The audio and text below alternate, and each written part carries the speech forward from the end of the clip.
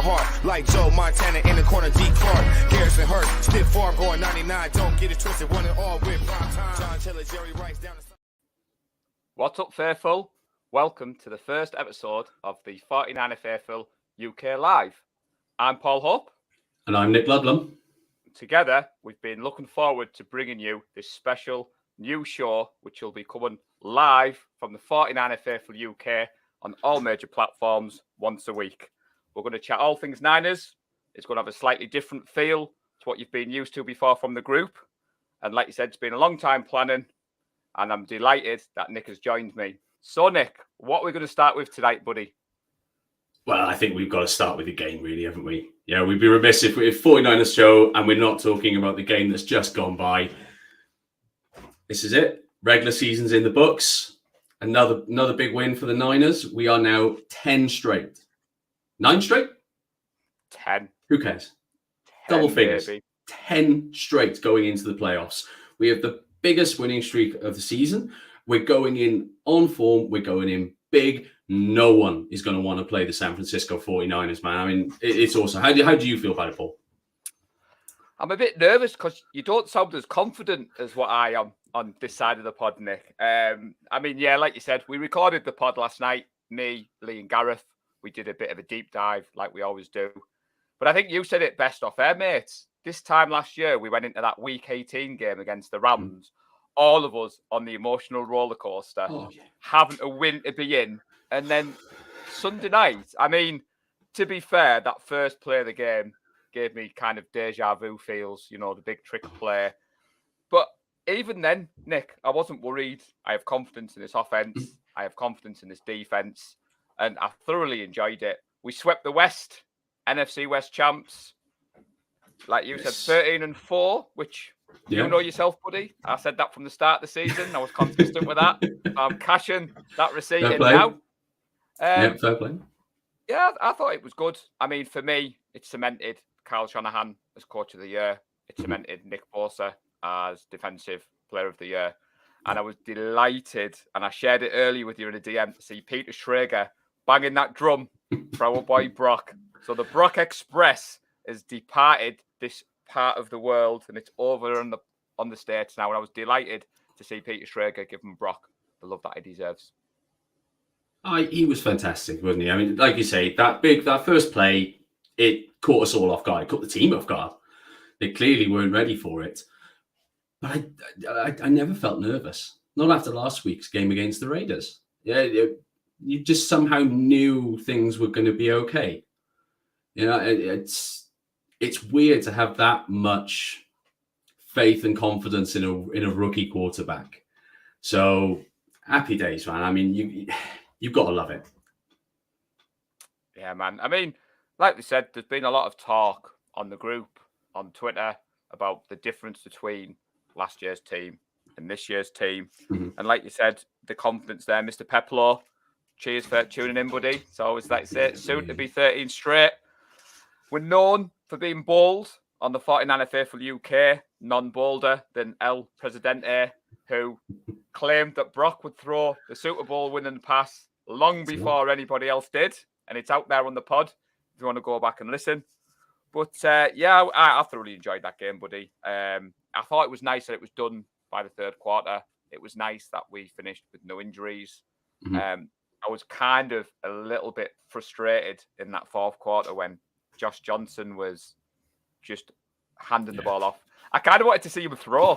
I just wanted to, Kyle, let the boy have a go. Let him have a throw. But yeah, and obviously finishing off before we move on, you knew I had a dilemma tonight. I went with the goals, Fred, but I was torn. I was so close to wearing Club 85 because our boy George Kittle has been balling out.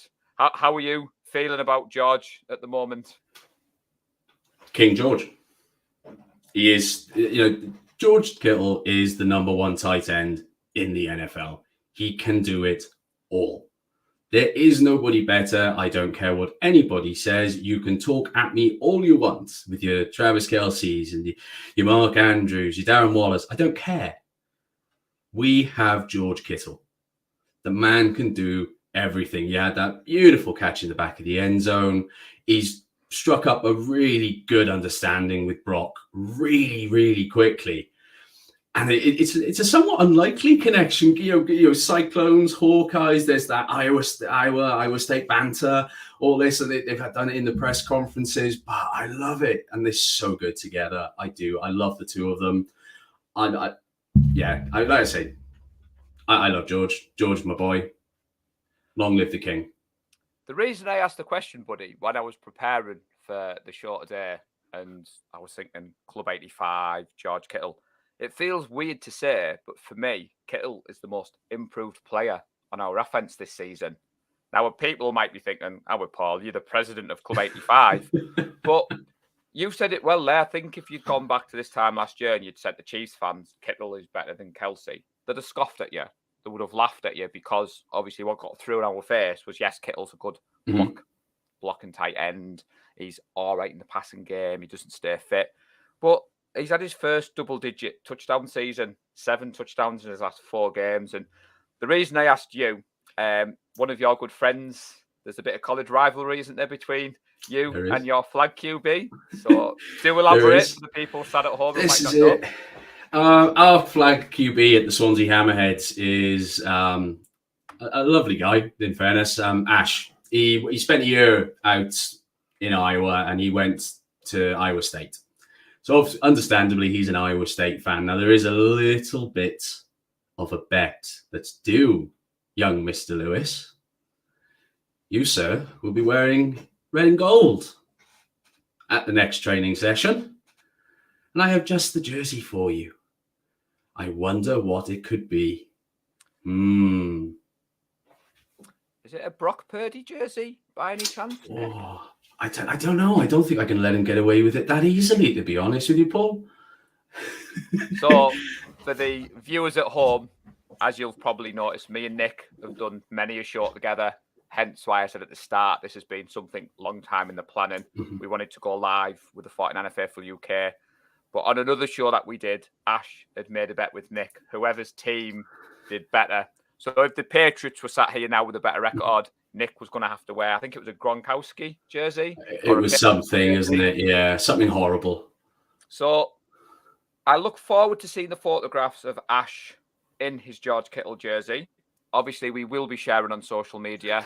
And I will also get a photo with Ash and the flag a week on Saturday when I bump into him in Glasgow at flagging the New Year. So I look forward to that. It's going to be a good one, especially considering I'm about 6 inches taller than Ash. So my jersey is substantially bigger than him. So it is going to look like he's wearing a dress. So if you want to see a 5'8", he likes to think he's 5'10". He's not. He's not 5'10". He's 5'8" maximum. But it'll look like he's wearing a dress.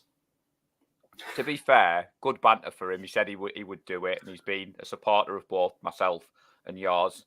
And we're hoping to convince him, because to be fair to Ash, when we drafted Brock, he did say, you've got yourselves a QB. And he was actually looking for a Brock Purdy jersey at the start of the season. So he may just have pipped Najee for the drive of the Brock Express. So Ash, fill in your bandwagon form, buddy. There's always room on the Brock Express. Red and gold will suit you, always. Buddy. Oh, absolutely. Yeah, I think he'll look good in that. So El Presidente just wants to join in there, Nick, and say it's a good job you've won the bet. So this is the quality banter that you don't get on the pod because we pre-record. On that note, Nick. I'm going to steer away from that comment. Nobody needs those nightmares, Lee. Come on. There might be children watching. It's before the watershed. But, I mean, before we move on, I mean, in the game on Sunday, we talked about that first play of the game. And obviously, Lenore seems to have been struggling in recent weeks. Is it something you're concerned about? I have a friend who's a Rams fan, and he always texts me, beat the pass rush, you beat the 49ers, that secondary suspect. Now, outside of Mooney Ward, he may have a point when you look at the recent weeks, but I just thought I'd ask you the same question, see what your thoughts were, buddy. Yeah, I mean, things have been a little bit topsy-turvy opposite Travarius Ward, obviously, but I'm not afraid of it. Dear God, all right, fine. You beat our pass rush. Our secondary isn't that bad. Jimmy Ward comes in for a lot of stick. He's not that bad himself. I know Hafanga's obviously much more. He likes to be down around the box. He's good at making those hits. He can be a little suspect in coverage. But I'm sorry, over the course of the game, I'm not concerned. This is still one of the best defenses in the NFL. You want to disrespect us? Fine. We'll walk all over you. You might beat our defense like the Raiders did. Our offense will still beat you. It can do that. So Jay Peplow has led me in nicely to a little segue. So one of the regulars, Martin Hughes, is unable to join us tonight, Nick, because it's his good lady Dawn, her birthday. Mm-hmm. He texted me earlier and I said I would give her a birthday shout out. So as Jay's pointed out, Martin works on the trains. So the Brockstar Express, the one train service that's not going to be on strike. I like that, Jay. So, and obviously just wanted to say happy birthday to Mrs. Hughes. Hope you've had a good one. Now, Alex Simpson has thrown in there that E-Man is a big miss, which is another point I was alluding to. I think Mosley was balling out. That said, I do think Gibson has been an unheralded signing, and I think he's played better than most expected. I did enjoy his 2 picks, and like I said on last night's pod, the 49ers nicknamed him the Mayor of Pick City, so I immediately stole that bit of banter and got that tweeted out during the game. But I think it's fair to say, Nick, Alex on point there, that E-Man is a big miss. He is. He's coming into his own. He's going to be a starter next year. We all know that. I think he's going to make a fantastic cornerback pairing with Ward. Get well soon, man. We can't wait to have you back. It is a shame he's not on the team right now because that'd be an even scarier defense. So I alluded to the start of the show. So part of the reason we're doing a new live show every week, everybody, is we want to be able to bring breaking news as it happens. Mm-hmm. And I was sat at work earlier today with Good Morning Football on, and I texted Nick when Peter Schrager was banging that drum. Now, it's awesome to think, Nick, that we could have Coach of the Year in Kyle Shanahan, Rookie of the Year in Brock Purdy, Defensive Player of the Year of Nick Bosa. Now, non-49ers fans watching this are probably going to say, come on, Hoppy, red and gold tinted glasses on. But when you look at the game tape and you look at the stats and you look at the run we've put together, am I wrong? Or am I just being a bit too biased here, buddy? No, you're not. At the end of the day, how many... Okay, I can understand you've got people who are banging the drums for Mike Tomlin. They are very much improved. They haven't gone through 3 quarterbacks, have they? They're not starting Mr. Irrelevant from the last draft, are they? And and the points per game has gone up. Not down, up. The passing yards have gone up. I'm sorry. That is down to Kyle Shanahan, Coach of the Year. Rookie of the Year, Brock Purdy, playing quarterback. He may have only played a lesser amount of games than probably Kenneth Walker, who's one of the other front runners. But Kenneth Walker isn't a quarterback. Quarterback is the most important position in all of sports. Other than the center, he's the only man that touches the ball on every single play. So that can't not be looked at. And anyone who's saying anything other than Nick Bosa for Defensive Player of the Year, I suggest you go see your GP because something's not quite right there, mate. Yeah, I mean, you know yourself, I was high on Bosa at the start of the season. My good lady bought me a Bosa jersey. I mean, it doesn't take an expert to tell you that Nick Bosa is a great football player. I was gutted he didn't break the record on Sunday night. I was hoping that Carl was going to sneak him back in for one more. But that said, I mean, he's got some fire to break it next year. He's the leading sack king of the NFL. Mm-hmm. And to be honest, someone's just snuck in the comments what I like. We're forgetting. CMC, Comeback Player of the Year. Just give us all the awards and we'll all be done. We'll take it. That's it. We'll just fill up the museum with all the awards. Keep them coming. Just keep them coming. And then they're all deserved. It's not like these guys are outsiders for any of these awards either. They're phenomenal. It's been such an amazing team effort. It's been awesome. I mean, and even to take a slight sidetrack on that, obviously go from one pass rusher to another. I think we'd be remiss in not mentioning JJ Watt. I thought the faithful at Levi's, what a send-off they gave him. He's not one of our players. He's a divisional rival. And I think, every fan at Levi's really showed their class, giving him the stand-up ovation that he deserves. He's been a consummate pro. And what he did for Houston at its absolute time of need was something else. So fair play to you, JJ. Congrats, man. Hall of Fame, first ballot. Yeah, I must admit, I've been a fan of his. Like you said, he balled out at the Texans. I did say on last night's pod, so Lee, if he's watching, I did say, Nick, that I was getting a little bit frustrated towards the end of the broadcast that they kept reminding us it was his last game. And as I'm aware, and you, he's a great player. But like you said, it was kind of nice that I think Brock Purdy will be a trivia question for years to come. And it won't just be a success, but I think it'll be who was J.J. Watt's last sack in the NFL. And when you say it's going to be against Mr. Irrelevant, I think that's going to be pretty epic. But Cardinals aside, what else do you have for me tonight, buddy? Because obviously we have a lot to get through. As you said at the beginning of the show, this is, of course, the very first ever show. Now, today is a rather poignant date for 49ers fans. Because it was, of course, today, back in 1982, a little play with 59 seconds on the clock was run in the NFC Championship game. I believe it's called Sprint Right Option. May have heard of it. Joe Montana rolling out to the right. And then Dwight Clark rising higher than the heavens to deliver the dynasty. As Edward DiBartolo Jr. said himself, it started with a catch. Today, we remember one of the greatest 49ers of all time. I've got his jersey on. I wear his number playing flag. This is Dwight Clark, man. It's a big day for 49ers fans. I mean, and we're going into the playoffs. Let's go. Let's go do it for them. Yeah. Let's get the next dynasty up and running. Well said, buddy. I mean, we all get goosebumps when you see the footage, when you see Joe roll out, you see the ball come over. And I think, like you said, it's quite fitting that we've gone live today. You've rocked 87.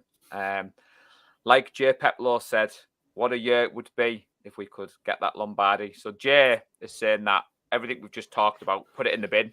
He doesn't care. He doesn't want the awards. What he wants is the Lombardi. And Mr. Gowland has said that when they talk about that trivia question, it will no longer be Mr. Irrelevant. They'll be saying the GOAT. So that's about Brock Purdy, obviously. Now, I do kind of like that he shook that Mr. Irrelevant tag. And I give Lee a bit of gentle ribbon about him being El Presidente and 49ers royalty. I mean, you were fortunate enough to be out in the Bay Area with Mr. Gowland earlier in the year. Now, we thought Lee had peaked when he announced the Sammy Warnock-Mac pick. But just think, if we win that number 6, Lee and Najee were at the draft when Brock Purdy was drafted. So they will be forever connected to this draft class. Now, I am surprised that Lee hasn't ordered a 13. His missus might be blocking me because giving him ideas. But it's just crazy to think, isn't it, Nick, that back in April when we drafted Brock, and like you said, I know Ash was high on him before we move on, but I know Jay is a big fan of Jimmy. I know Neil Watson's a big fan of Jimmy. And I think we all wanted Jimmy to be the QB. But when Brock's under center, he just has that calmness. When he rolled out the pocket, you don't panic. And he just brought that added layer to our offense.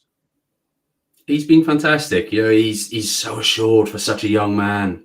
He's so good to watch. He's sneaky quick. He's not the fastest player, but those first few yards, he is sneaky quick to get away from that pass rush when he needs to be. And it's been so much fun watching him. I mean, you know, Brock came into the game. I was out there with Lee at the game against Miami when he came in. When Jimmy went down, you could feel the air come out of the stadium a little bit. Because it's like, okay, now we're on to our 7th round rookie. We've gone from the guy we traded 3 first-round draft picks for. We're now at Mr. Irrelevant. I mean, what's happened? And he didn't miss a beat. You know, he kept rolling. You know, I think it actually segues on quite nicely, actually, to we were speaking earlier and about a little comment from the group earlier on today. So I think I'm going to give you first crack at this, Paul, seeing as you left me in it a little bit earlier in the group. A bit of a hypothetical question. It was from Jonathan Wraithgreen, one of the members of 49erFaithfulUK on Facebook. And it's a hypothetical situation here. We're in the Super Bowl. Purdy is struggling. Big stage has got to him a little. And Jimmy G is on the bench. What does Kyle do? Does he stick with it or fetch him on? Thoughts?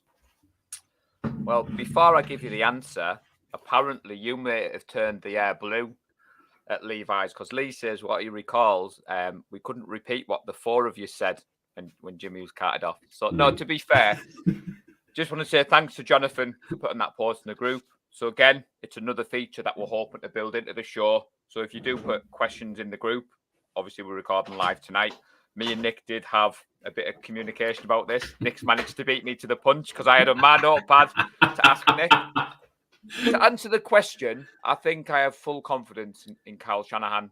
Kyle Shanahan has proven this year what he can do when he has to slot a quarterback in. I don't think there's another team in the league that could have got to where we are, losing the first choice quarterback, losing the backup quarterback, putting the third string quarterback in. And I think Kyle Shanahan needs a lot of credit for that. Now, I know the comments on the post Jonathan put in, there was a big divide from what I saw earlier.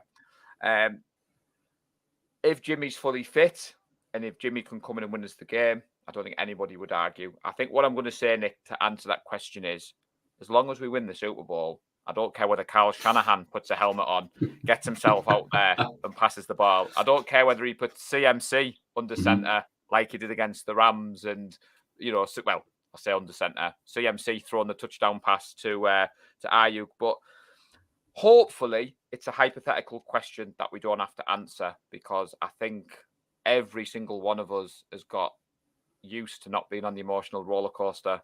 And heaven forbid if we're in the big one and Brock goes down and then the camera spans to Jimmy. I mean, I know Disney sometimes get a lot of heat for the way they write these movies, but could you imagine if that does happen and Jimmy steps off the bench and actually gets number 6? We'd be back to the same conversation where it won't just be Brock and Trey, Jimmy, Brock, Trey.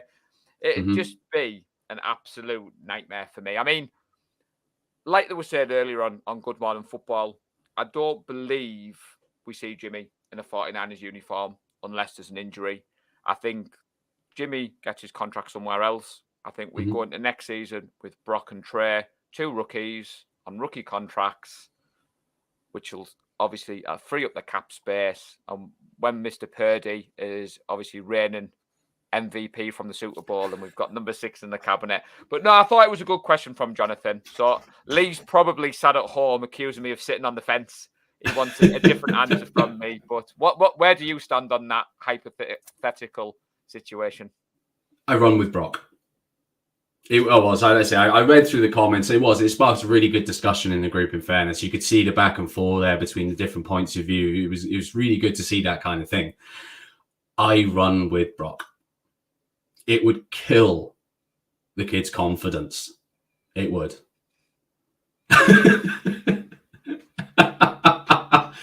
God, don't mix your words, Ellie. Nah, no, but like you said, I think some of my friends who are non-49ers fans, they look at the group, they look at the social media account, they look at the meetups, and obviously when I was chatting to them at Flag at the weekend, and I was like, we're going live, we've got a live pod that we're going with on YouTube. And you take it for granted because other teams don't have that. I know for certain the lads at my Flag team, there's a couple of Seahawks, there's a Broncos, there's a Giants fan, there's a Commanders fan. And they were like, we don't have the fan group. We don't have the meetup. I mean, the meetups in Leeds this year, I mean, I know for you, the first one was a bit bittersweet because it was the same day as the national flag finals and you got there at the end. And obviously for the fact that we lost both games, but it does go to show you that the red and gold is strong on this side of the pond. The links that we've created with Nick Clark, before we move on to something else we've got planned, I know Lee mentioned on the pod last night, Nick, that we're going to have 5 people out at Levi's at the weekend representing the 49er Faithful UK. They're going to be in the gold mine section with Nick. Nice. And to answer Mr. Gowland's question, my friend that supports the Packers, I think his phone's broken because I haven't heard too much off him since this week. Oh, such a shame. Does he need to borrow my defibrillator? Because I haven't had to use it the last couple of weeks. I just thought it'd be nice and offer it. Yeah, it's been strange, but no, I think it just goes to show the strength we've got of the group. So, thanks for that question, Jonathan. Indeed. Right then, I think now's a good time to go into the Hall of Fame. So, once again, one of our favourite sons is up for Hall of Fame consideration. He's made the final 15. What do we think when it comes to Patrick Willis? Clearly, we're both going to think he belongs there. But come on, Paul, throw it down. I mean, for me, my journey with the 49ers began towards the end of Willis's career, for want of a better word. I came into the sport 2011, 2012, but I still had 2 to 3 glorious years of Willis laying the smack down. Mm-hmm. He was, for me, one of my first jerseys. He was the epitome of what a linebacker in the modern game should be.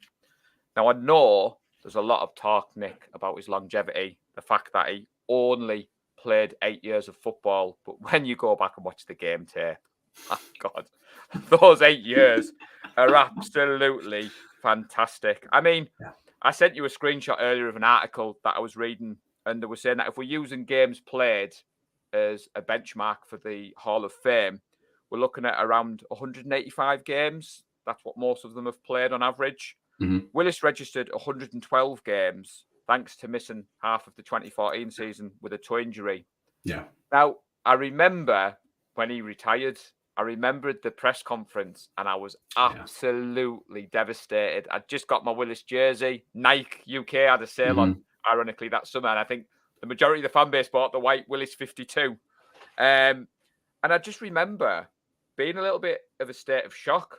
And I remember the guys at work being like, "Why are you upset?" And I was like, "Patrick Willis has just retired." They were like, "Yeah, and what does that mean?" I was like, "You don't understand. Patrick Willis is retired." And I think we've all seen that clip when he lays out the receiver for the Jets. Oh, yeah. The energy he brought to the team. I mean, he was a 7-time Pro Bowler. He was a 5-time All-Pro, Rookie of the Year, and he was on the All-Decade team. And like I said, he changed the definition of what you want from a modern linebacker. Fred Warner, for me, is the player he is today because of Patrick Willis. So for me, when you look at the Hall of Fame, you look at those players that changed the game. And for me, he deserves his place in Canton. I don't know about you. Yeah, he's got to go. We said that at the beginning. He was an incandescent player. He was something else. He was a joy to behold. I remember that press conference. I remember the tears flowing. It was a horrible day.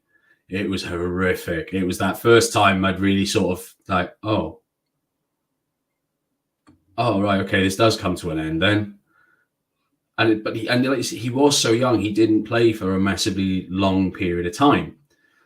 I mean, the one time I seen as well when I was looking through, I think he was only properly considered for Defensive Player of the Year once, and that was in the 2011 season, and he came 5th.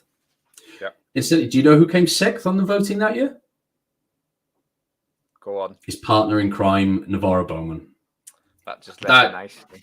It's perfect. You just saw what a beautiful pairing.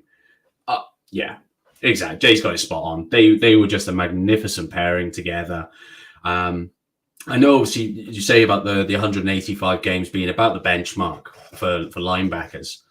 And I tried to look for a comparison, but obviously there wasn't anyone that's played less than 10 years. The only one I could really find, actually, to be honest, sort of more modern, was Luke Kuechly. Played very similar position. Luke was only played 7 years. Yet Luke Kuechly's frequently also talked about as being a dead cert for the Hall of Fame. And yet people outside of the 49ers, or outside of the faithful, don't really talk about Pat Willis in the same way for some reason. I don't know. It might just be me looking in the wrong places, but it feels that way. And you look at the stats, Luke Kuechly only played 7 years, 118 games compared to the 112. They both started every game they ever played. Neither of them came on after they started every game from day one. Interceptions, Kuechly had more, 18-8. He only had the one of those returned for the touchdown, which Willis had 2. Passes defended 66-53. It is what it is. But then you start to get into the actual tackles, considering that Willis played less and he did play injured towards the end. Luke Kuechly, I don't think he ever really played injured as such. he made 733 solo tackles across his career. 733. Luke's only a little below at 690. But Willis is a Hall of Famer. And he should go this time. I do not see 5 people there that are, well, a total of 5 that are more deserving than Patrick Willis. He was the consummate pro. He never had any problems off the field. He's still going now. I mean, you see his coaching agency that he runs. He's still giving back to the community now. He doesn't have to. He does it for the love of the game. There isn't no one who loved football more and no one who loved the San Francisco 49ers more than Pat Willis. And Lee's right. He should have been a first ballot Hall of Fame. I'm sorry. I disagree. I was so miffed. It's that Super Bowl. Like Alex just said, it's that ring that's missing. And he should have got that against the Ravens. Yeah, that's like you said, when you think of Patrick Willis, and I think of my journey back, I was buzzing about 18 months ago. I was just before lockdown. I managed to pick a Willis Reebok home jersey up for like £8 on eBay.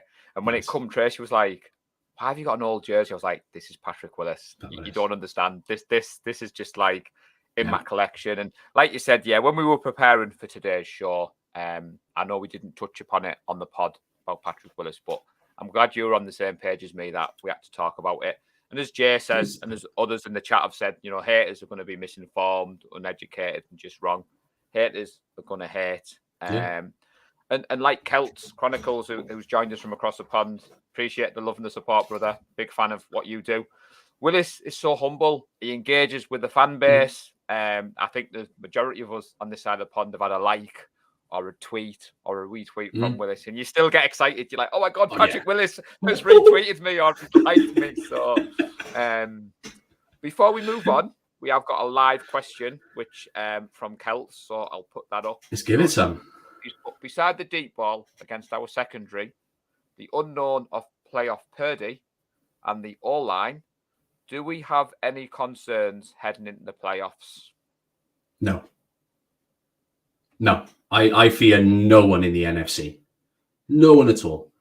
I don't care who we play, what route we have to take. San Francisco 49ers go to the Super Bowl. We are going. I don't care if we have to go up to, is it Lincoln Financial Field that they call it up in Philadelphia? I don't care if we have to go there. We will go there. We will beat the Philadelphia Eagles. We will go to the Super Bowl. I fear nobody. They fear us. Yeah, I'm on the same page, so I don't need to repeat. No, cheers for the question, Celts, but the confidence on this side of the pond is obviously strong. The sensible Mr. Gowland has to come in and dampen on our parade. God damn that man. Now, to be fair, picking up injuries, but again, you're at the business end of the NFL. If you sat here as a Giants fan, you could argue, if Barkley goes down, the Eagles have got the concerns with Hurts. But other than that, I'm on the same page as you, Nick. I think Kyle Shanahan has shown that he can, do that from there.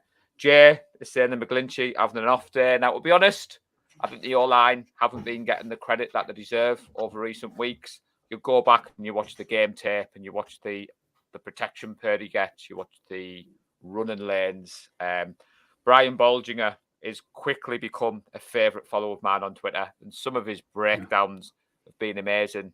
But somebody else shared a tweet, and I can't remember, but I've reshared it, and it's some footage, Nick, of CMC doing a cut on Sunday, and it is poetry in motion. So I'll after the show, I'll retweet it out. So and someone else has joined in. Do we see the Chiefs go all the way? We can handle our business and get the revenge we deserve. I mean, I called for a Chiefs 49ers at the start of the season. I know Breezy went live at 4:00 our time earlier, and he was asking people to put up their score predictions from the start of the year and who they predicted the Super Bowl was going to be. And again, I've been quite consistent. I think the Chiefs are the best team in the AFC. I did say I think it would be a rematch between our two teams. And like I said, you can vouch for me. I said 13-4 on most of the shows that I did. Now, I must admit, at one point in the season when we were 3-4, I was thinking people have got that notepad ready to come after me. And then Carl Shanahan thought, I'll do my boy Paul a solid over there. I'll put a 10-game running streak together, which, may I add, was the first time in 49ers franchise history that we've won 10 games in a row. I'm looking forward to seeing us extend that to the Super Bowl. So I was trying to quickly add up in my head there, but I didn't want to make myself look stupid. Celts has chimed in to save me there. He says he loves it, chaps. We have the bend, but don't break defense. Purdy is poised and ready, like we've said. Young O-line has stepped up tremendously. Lombardi, #6 Loden. Alex Simpson, again, another member of the 49er Faithful UK, who's been a big part of what we've done this year. He's contributed to the game day threads.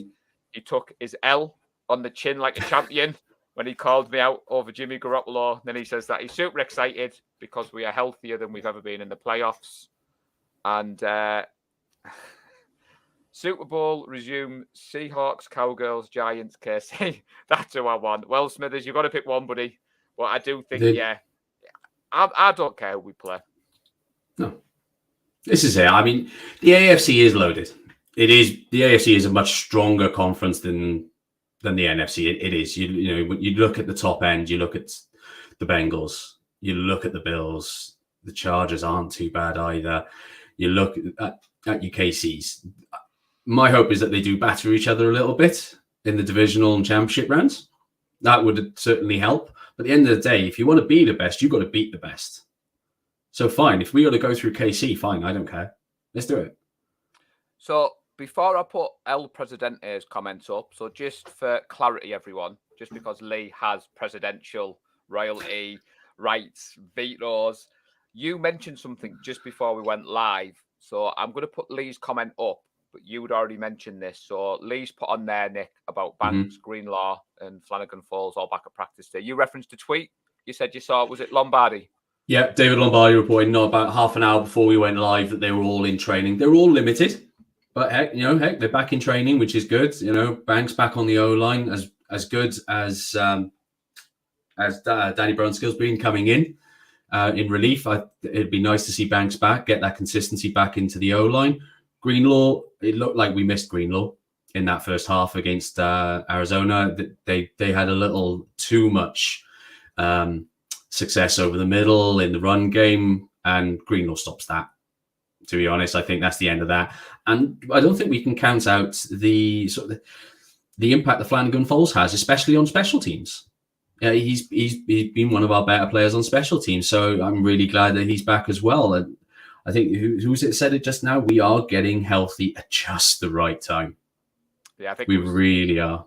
I think it was Alex Simpson. So Celts has asked, when do we normally go live? So as I said, Celts is a content creator across the pond. He's someone that I've been following on Twitter for a while. We've had a few DMs. We're trying to sort out a collaboration.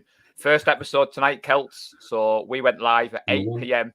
UK time. So dependent on which side of the pond you are, I'm not 100% sure. If it's Eastern, you're 5 hours behind us. Yeah. Or 3 hours behind. And if you're 5 hours, it'd be 3 p.m.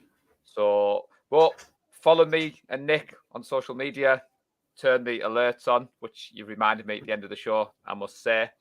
Now, Neil has asked a question that we've kind of already answered, but because we are a live show and we want to show the faithful the love. So Neil's asked a question again, chaps, about what do we think about Purdy being in the conversation for Rookie of the Year.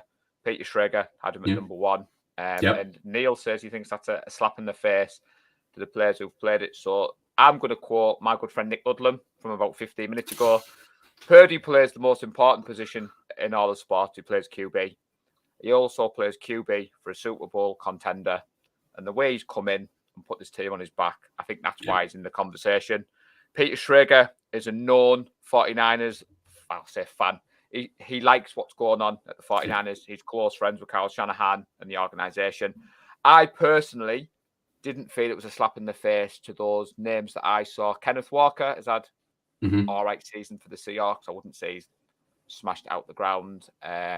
You could argue Sauce Gardner, New York Jets, has been better than they had. But I don't think any of the rookies on that list have had what I would call a standout season where I'm thinking, oh my God, there's a runaway. Yeah.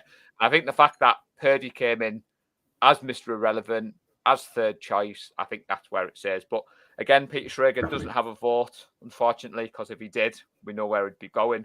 But cheers for the question, Neil. It was good to ask. I mean, Neil's put his Neil says there that Sauce Gardner ended the conversation. I mean, I can see that. Again, everyone's entitled to their opinion. I'm going to be very biased, which I'm known for. Any 49ers player that's in contention for any of the awards, give it to all of them. But and as Lee's put there, Lee's echoed what we've just said, that because of the difficulty of playing the position, the performance he's put in, Lee believes the same as us that he should be in the conversation. He should, but I think Neil's about right there. To be honest, if he is going to miss out, the Sauce Gardner's probably the only one. And let's be honest, he wore a rather spiffing jacket at the draft. I must say, he did look very good. Fair play, mate. I couldn't pull that off. I mean, to be honest, I'm in a couple of fantasy leagues where you have to draft defensive players, and I picked Sauce Gardner up. Neil's led me on nicely. In my notepad, I was going to give a shout out, so it's well known or well documented. I knew I'd get that in there, Lee, if you're watching, that I've been a big supporter of what Dan has been doing, Dan Harris at Let's Talk Sports. They've been very supportive of the 49er Faithful UK, and he's a Jets fan. And I remember doing the pre-draft stuff with him, and there was a talk that the Jets were going to trade for Debo, and he was like, no, I want Sauce Gardner, and I want the receiver. Is it Garrett Wilson? Have I got that right? Yeah, I think so, He was like, I'm not giving up the picks 4 and 10 for Debo when I can have them too. So I kind of knew back then that he was a special player, like you said, is get up at draft day. He did look good. The only man who could carry that off at the 49er Faithful UK meetup is El Presidente himself. But saying that, you didn't have, look behind your shoulder, I'm spotting it, the old necklace. I'm sure you could put the chain on. It is now, I've actually worn it, even though I've been sat at home, I've worn it for every game because I'm not generally a superstitious person, but with sport I am. And if we're winning, I have to, I haven't, since buying this jersey, I have worn this jersey every game. It's been washed in between, don't worry, it's not like it's stinking. I've had that on every single game. I always start every game wearing a pair of jeans. If we're not doing particularly well, I switch to a pair of PJ bottoms, which are also 49ers. I have my silly little routines. So, yeah, if I'll be wearing it all through the playoffs. Nah, to be honest, Tracy laughs at me because I have similar superstitions. So if we're winning, I'll wear a certain jersey. I'll keep that jersey on until obviously the win streak goes. And you do certain things. So Mike Davis is echoing why we've gone live the time we've gone. So he's put, thanks, chaps. Been waiting for someone to do live shows, UK time. Been watching Nothing But Niners for years. The Nothing But Niners crew are awesome. Mike Andrews, Wayne Breezy, big fans of what they do. And obviously, Mike, I've been lucky enough to be on with Breezy this year. John Chapman, Breezy, all the content creators are aware of who the 49er Faithful UK are. And like you said, we wanted to do something for the UK faithful. So for the guys across the pond joining us and thinking, why are you talking about 8 p.m. and why are you talking evening? We are looking at this slot, Mike, moving forward. We're hoping we're going to stick to Tuesday evenings at 8 o'clock. First episode, me and Nick are very keen for it to remain the same day every week. Obviously, we do have the 49er Faithful UK pod, which I'll have to chat to Lee about, but we are hoping to keep the same time every week. Jay Peplow's weighed in that Gardner's not coming away with a ring. He'll be forgotten by 1 a.m. UK time.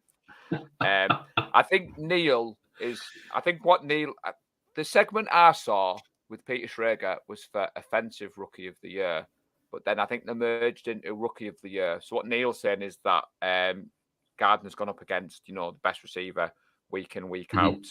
And I think Lee's put there that, we believe Schrager was talking for Offensive Rookie of the Year. My only criticism of the awards before we move on is they should do them after the Super Bowl.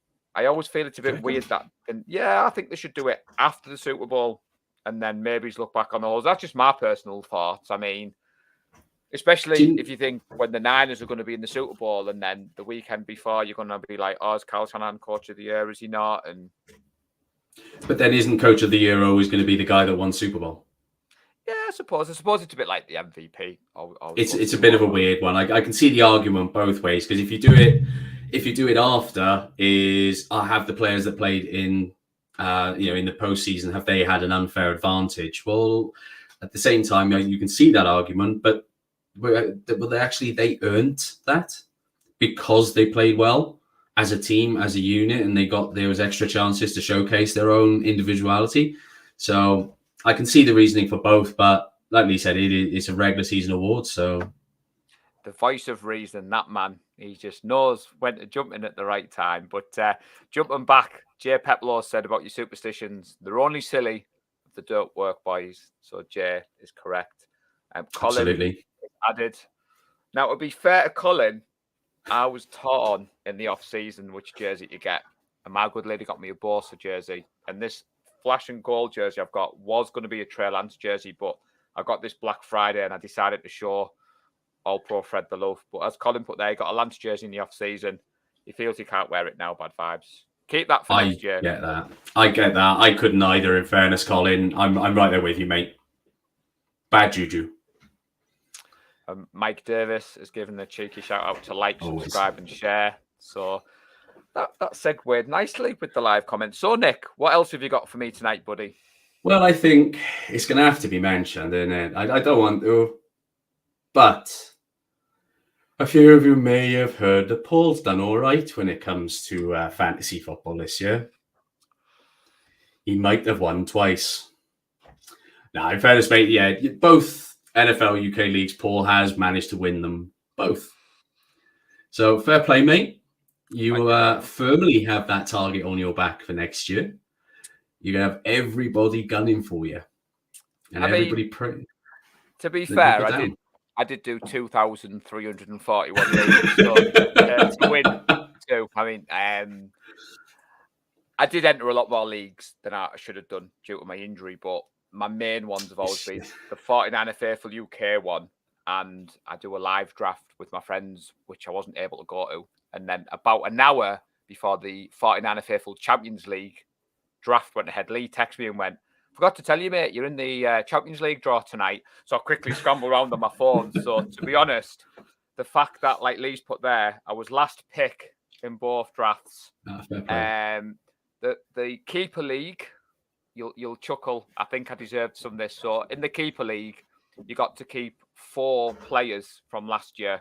Mm-hmm. So I kept Kelsey, I kept Jefferson, I kept Jonathan Taylor.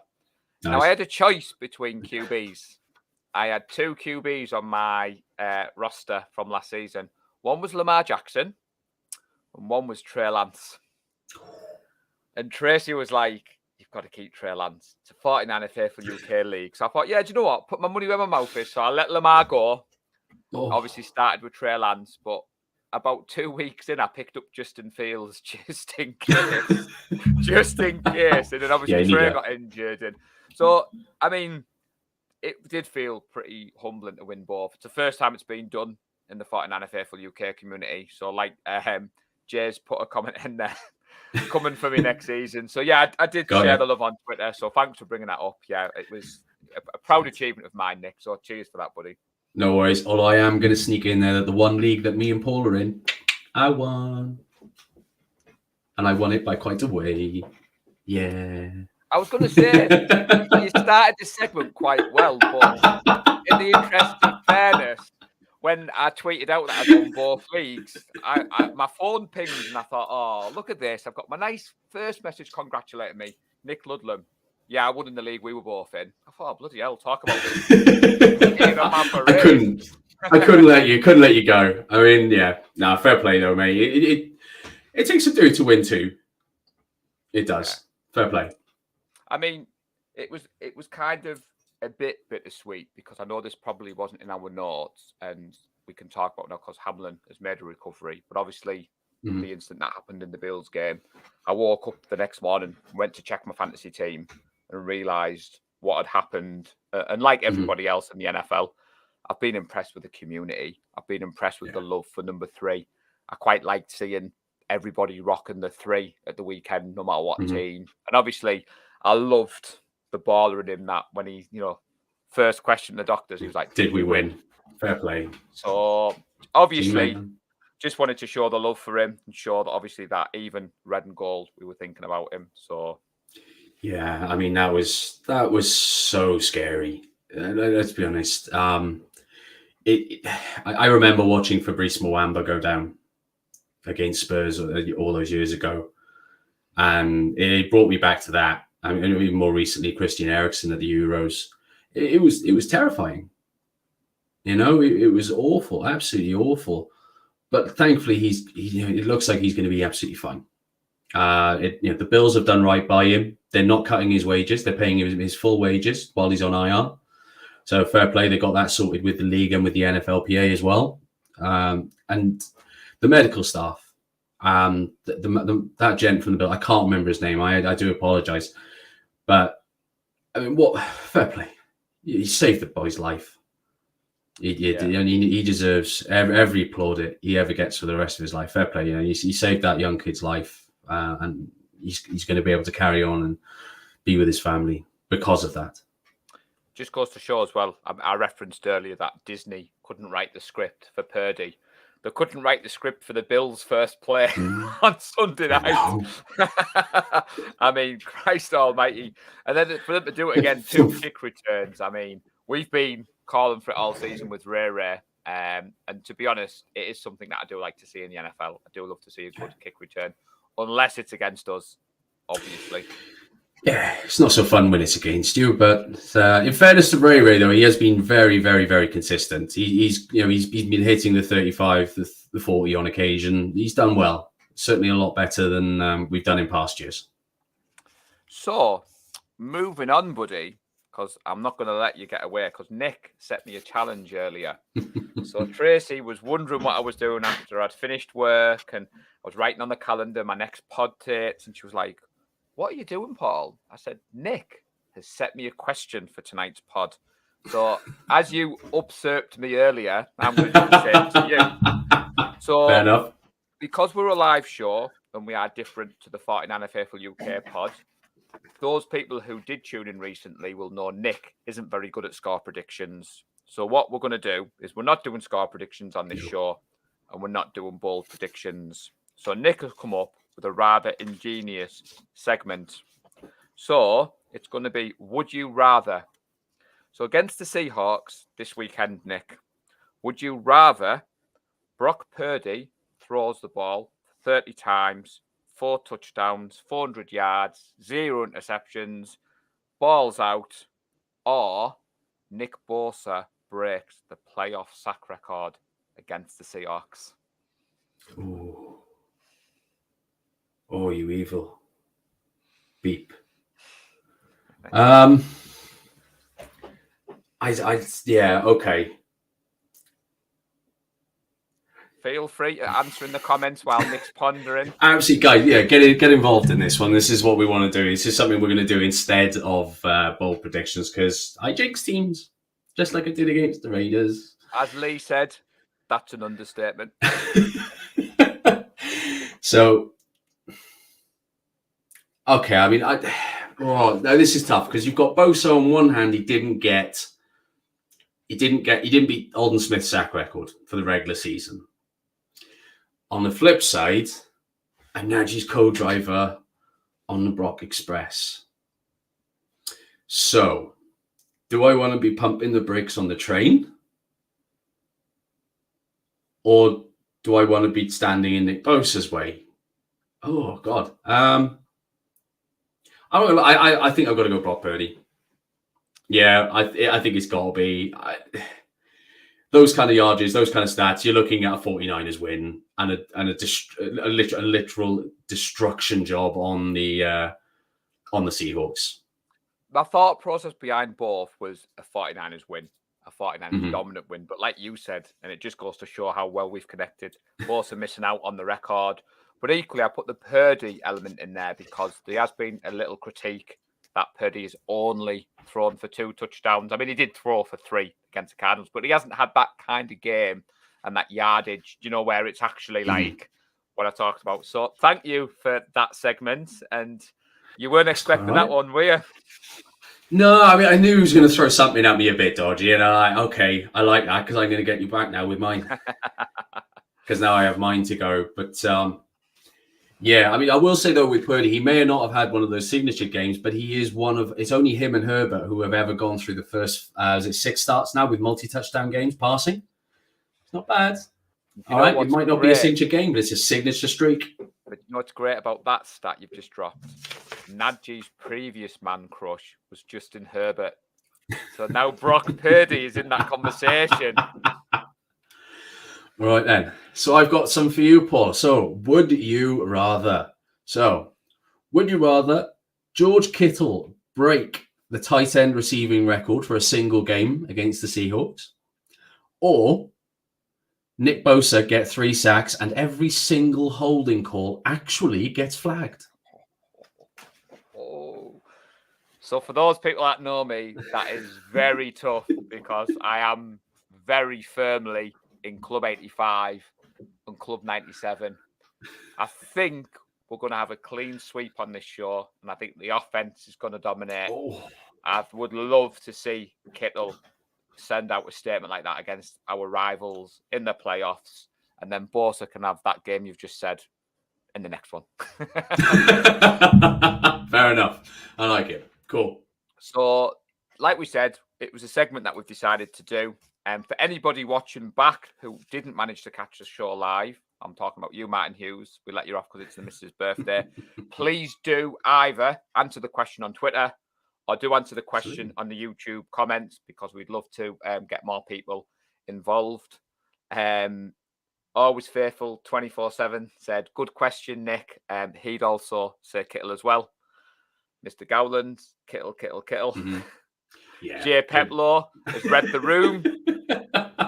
He's put, it will never happen just because of the officials. And to be honest with you, Jay, I'm in the fantasy league that I referenced with my mate who's a Packers fan. There's 12 of us in the chat.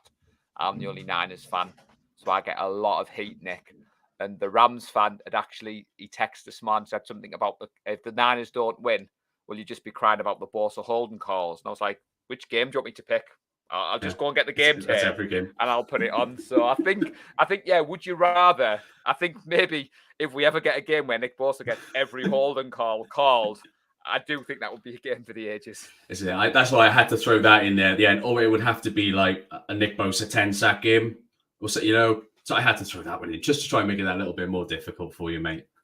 No, to be honest, you set the question and then I was like, oh man, Tracy set this question, and I text Nick back and I was like, yeah, you've caught me on surprise. And he was like, I told you this a couple of days ago.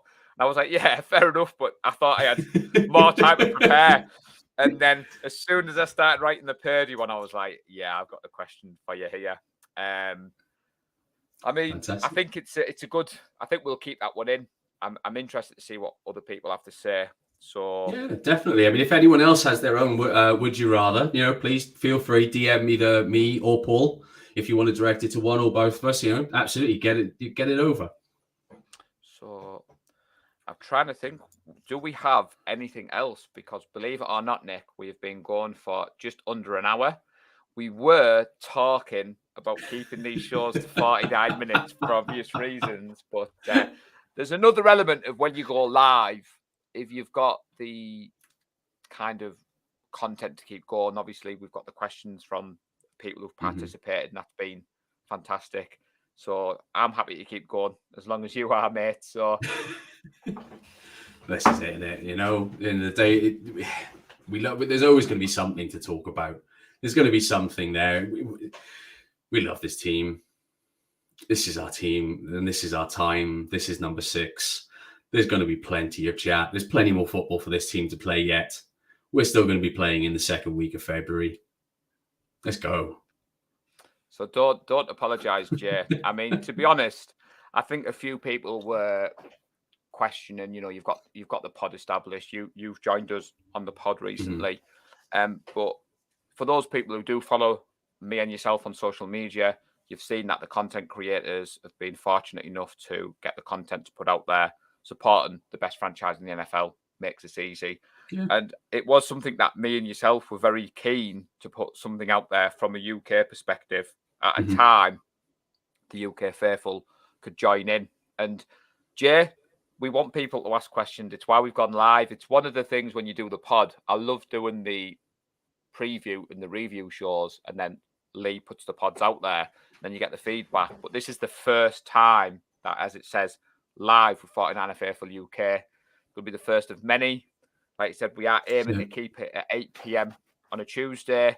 We've already got plans for the off-season to maybe get a couple of guests on. And obviously when we're in the off-season and we're basking in the glory of number 6 and we've got, the best quarterback in the league, we can get a few of the faithful on and ask them some questions. But before we finish off, Nick, I know we're due to preview the game later in the week on the pod, as we always do, but it would be amiss to not touch upon the game on Saturday night. So it's a 9:30 kickoff for us in the UK. As it stands at 9 o'clock on Tuesday in the UK, we are currently 10-point favourites over the Seahawks for our wild card showdown, which I know it's on Saturday afternoon in the States. So for any of our brothers and sisters across the pond watching, yes, it is Saturday afternoon for you guys, but it's Saturday evening for us. What's your early thoughts on the game on Saturday? Because obviously I'll be doing the pod, so I'll keep a bit back for what I'll say, but I know you're not joining us this week on the pod, so this is your platform to give us your thoughts. Yeah, I'm going to keep this fairly short and sweet. I think I've made it pretty clear how I feel the playoffs are going to go, especially up until the NFC Championship game. Niners win this. I have all the confidence in the world. There will be no bold prediction. There will be no score prediction because no, we're not doing that again. We can do this. All right. It doesn't matter who we've got to go through. So what that we got to play the Seahawks for a third time? It's like Kyle Shanahan said. It's not a third time playing. Just got to beat them. Let's go. Let's do it. At the end of the day, we earned that second seed. The Seahawks just about slipped in as the last seed. They should fear us. Every team in the NFL should fear us. The Eagles have already blinked by bringing back Jalen Hurts. They've already blinked. The NFC's running scared of us. We'll be fine. We're going to the Super Bowl. Yeah. I must admit, before we finish off, out of the teams that made it into the playoffs, which ones more surprised you when you look at the teams? Was there anyone that you thought, ooh, other than the Seahawks? Because I think obviously... Yeah, I mean, I'd be honest. I mean, the Seahawks are the only one that really shocked me. Coming into that last game of the season, I know what we said on the last show. You guys were kind enough to have me on the podcast about who's going to be the wild cards, and I'd said that I think I'd agree with Lee at the time with the Lions and the Commanders. But then you're sort of looking at that last week and thinking, Green Bay are going to do this, and we're going to end up with Green Bay. Okay, no problem. We'll just be 5-0 against Aaron Rodgers in the playoffs. It's okay. I quite like 5-0. Sounds better than 4-0 anyway. But I don't think any of the others are real shot. Actually, no, scrap that. The Giants. They're a terrible team. Yeah. Although I do quite like that their quarterback has pretty much become the face of multiple sclerosis adverts online when he tripped himself up running with nobody anywhere near him. Which is very much what MS is like, if I'm being honest. I mean, the reason you bring that up, it's well known that obviously with MS, it's something obviously is close to you. Yeah. When I have MS, yes. You ball out obviously every week with the flag football and everything else. But when I looked at the teams in the playoffs, I think the Jags surprised me purely because going into the bye, I think they were like 3-7 and they put together a run which seemed to come out of nowhere. I, like most other faithful, didn't stay up for the Packers game, and I fully expected to wake up on Monday morning, whichever day it was, Monday morning, with the Packers in the playoffs. I was kind of holding out for the Lions before the obviously Seahawks got in because I've got a good friend, Andy Norton, who lives up in Newcastle. He's a Lions fan. He joined me last season for the first game of the season where we raced into a lead. And then the Lions came back. We'd had plans to watch a game together in the playoffs. And at one point, he was like, it's going to be Niners-Lions. And to be fair, I do love watching a game with other fans. It's why I love the meetups. so much. So, playoff football, baby, it's here. I'm feeling pretty good. Number 6 is coming home. You know I love a good pun. I love a bad one too. So you'll have probably seen that I've been shown the message across the bottom of the screen. So this may be the first episode of the 49er Faithful UK live show. However, Lee Gowland has put content on the YouTube channel. He's put vlogs from his time out in San Francisco. So just search for 49er Faithful UK. Likewise with the pod, the Awesome Foursome. We're very proud of the podcast that we do with the UK voice. So please download the podcast from either iTunes or wherever you get your pods from. Love some feedback. I'd love you to follow myself at Paul_Hope10 and at 49er Faithful UK. For those that don't know, I do run the 49er Faithful UK Twitter account. Lee Gowland turned that over to me about 18 months ago. And I don't think any of us foreseen, Nick, the impact, the reach that we would have on Twitter. It's exploded. Mate. Nick Clark has been amazing with us, and Lee doesn't get the credit he deserves sometimes, Nick, for the group. But the community is only as strong as people like yourself, and I'm delighted, absolutely delighted that we've had this show. I'm looking forward to next week. All it leaves me to say is thank you to everyone who tuned in and commented in the chat. It's much appreciated. Indeed. Thank you all. Don't forget to like and subscribe. Join us again next week, 8 o'clock on Tuesday. Follow us on Twitter, Instagram, all social media platforms, like I've said. And Nick, it's been a pleasure, as always, buddy. Until next time. Go Niners. Go Niners.